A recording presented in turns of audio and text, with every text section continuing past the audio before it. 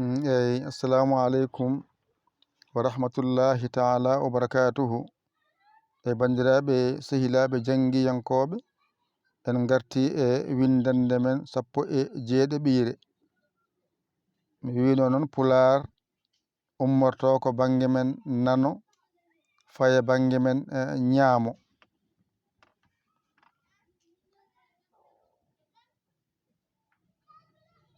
Wonɗo henne ko masɗe Pular ko joyi, ko ɗo gandata masɗe Pular mawɗe ɗe e tokose ɗe e polle ɗe. So ɗiggi hankadi a serti nden majjere. Kalɗo a mawɗo winda ganda, kalɗo e mawɗo winda ganda, kalɗo I mawɗo winda ganda, kalɗo o mawɗo winda ganda, kalɗo u mawɗo winda ganda.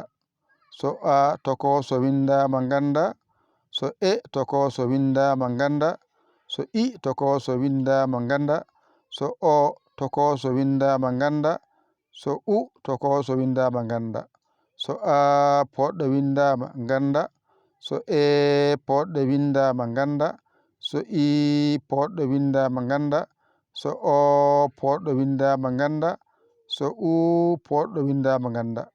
Ɗo ko jangete e masɗe Pular ɗo haaɗi mawɗe tokose polle.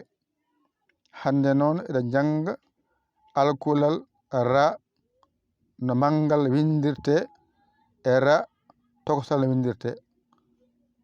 Ɗo so ɗiggi hankadi a serti e majjere ra masen ra re ri ro ru ngara pooɗa ra re ri ro ru hakkunde ar er ir or ur ngara pooɗa ar er ir or ur jippoles rar rer rir ror rur jippoɗa pooɗa rar rer rir ror rur ko ɗum jangate alkulal ra. So ɗiggi andu a serti e majjere ra. Kala ko winda a jangani e mum ko ngal ɗo ma alluwa won ɗiggani. Mi wi noon kala alluwal janguɗa andu a serti e ɗon gila 1 ha sappo e jeeɗiɗi. So ɗiggi andu a dañi jangde codol.